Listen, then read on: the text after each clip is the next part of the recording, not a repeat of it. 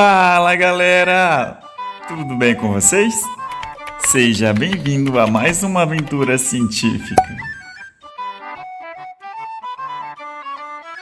Você aí já parou para se perguntar por que parecemos com nossos familiares? De onde é que vem essa semelhança? Bem, é sobre isso que vamos conversar hoje. Antes de começar, e você não ficar viajando no assunto, precisamos olhar uma coisa mais de perto. Segundo teorias científicas, há muitos bilhões de anos atrás, todo o universo se reunia ao equivalente a somente um ponto no espaço. Não tinha muita iluminação, só que isso foi passando com o passar dos tempos. Com o fenômeno de inflação, ele veio inflando, aumentando o seu tamanho, até chegar ao que consideramos como as partículas quentes e energéticas passaram a se fundir com o tempo, originando-se o átomo e combinação de átomos chamado moléculas. As moléculas, com o passar do tempo, possibilitou o surgimento de rochas e estas contribuíram para o surgimento de planetoides e posteriormente também para a formação de planetas. Graças às moléculas, o nosso universo se tornou o que é hoje, grande, extenso e cheio de matérias, milhões de estrelas, milhões de planetas, inúmeras galáxias, cheio de energia. Já sabemos que os átomos podem interagir entre si e originar moléculas, e esta, sobre o equilíbrio da natureza nas leis físicas e químicas, possibilita o surgimento de substâncias no estado sólido, assim também como no estado líquido, assim também como no estado gasoso.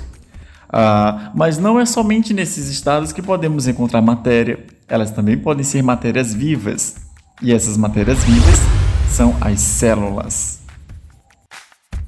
A célula é a menor unidade básica, estrutural e funcional de um ser vivo.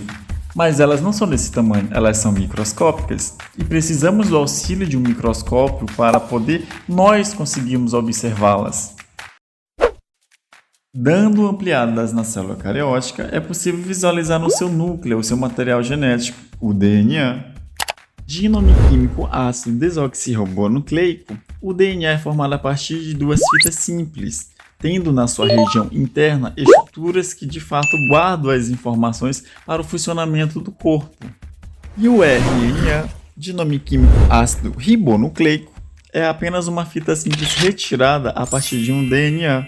Mas engana-se você que ele realmente é somente uma fita simples. No passado, essa molécula conseguia se autorreplicar sozinha, além de produzir também proteína. E hoje tem um papel muito fundamental para a transferência de uma informação, para o transporte dessa informação, para uma estruturação e também para uma regulação de expressão gênica, formando uma boa dupla junto com o DNA. Né, Letícia? Isso aí mesmo, Thiago. Então, galera, dando continuidade ao nosso assunto, vocês alguma vez já se perguntaram o porquê de parecer com o seu pai ou com a sua mãe? Se vocês ainda não se fizeram essa pergunta, eu sugiro que vocês vão para a frente de um espelho e se olhem bem. O que você vê fisicamente é uma mistura de genes do seu pai e da sua mãe, que são partes do DNA que coordenam o nosso desenvolvimento. Porém, mesmo que tenhamos a mistura dos genes dos nossos pais, o DNA de ninguém é igual, já que um DNA novo sempre se forma a partir de um pré-existente. Mas como isso realmente acontece? Bom, isso acontece através de um processo chamado de divisão celular, que é o processo em que uma célula se multiplica para formar outras. A partir de um molde já existente, surgem duas novas fitas que se combinam com a sequência de bases, também já pré-existente. E dessa forma, o material acaba se replicando com as mesmas quantidades, com os mesmos componentes.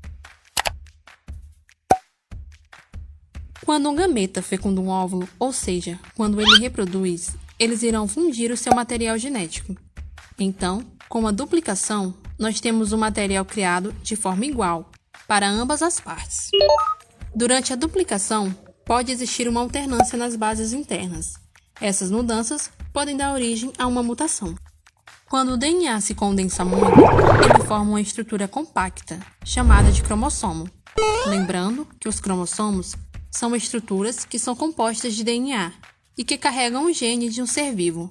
e também são os responsáveis por definir as características físicas de cada indivíduo, além de serem encontrados no núcleo da célula que compõe o ser vivo. As células podem aumentar de quantidade, ou seja, elas podem se dividir por um fenômeno chamado de mitose e o outro de meiose. A mitose adiciona novas células durante o desenvolvimento e substitui as células velhas e desgastadas ao longo de toda a sua vida. Ela possui como objetivo produzir células filhas que são geneticamente idênticas às suas mães, com nenhum cromossomo a mais ou a menos. Mas é a meiose que é utilizada apenas para um propósito no corpo humano, ou seja, para a produção de gametas. Pois é aí que os nossos gametas tendem a querer se combinarem, para que assim eles consigam manter o equilíbrio de quantidade no seu material genético. Estas células vão estar envolvidas inteiramente com a reprodução sexuada, sendo cada uma delas produzidas por indivíduos de sexos diferentes. Ela carrega em seu material genético as informações do pai ou da mãe. Então, quando se tem a união com o gameta do sexo oposto, tem-se a formação da célula ovo. Essa união é denominada de fecundação, e ela é responsável pela formação do patrimônio genético do indivíduo gerado, ou seja, as características que vamos ter. Eles ainda terão uma necessidade de se encontrar, para poder assim se equilibrar em suas quantidades genéticas, e durante esse processo pode fazer com que ocorra certas mudanças nas bases internas, originando a partir daí as mutações. E essas alterações são fundamentais, pois sem elas todos seriam iguais. Em seguida, temos um processo chamado de transcrição. Essa transcrição forma uma mensagem que vai para o citoplasma de uma célula eucarionte, ocorrendo assim a tradução para a produção de uma proteína, o que irá dar a característica para um indivíduo. Isso aí, Letícia.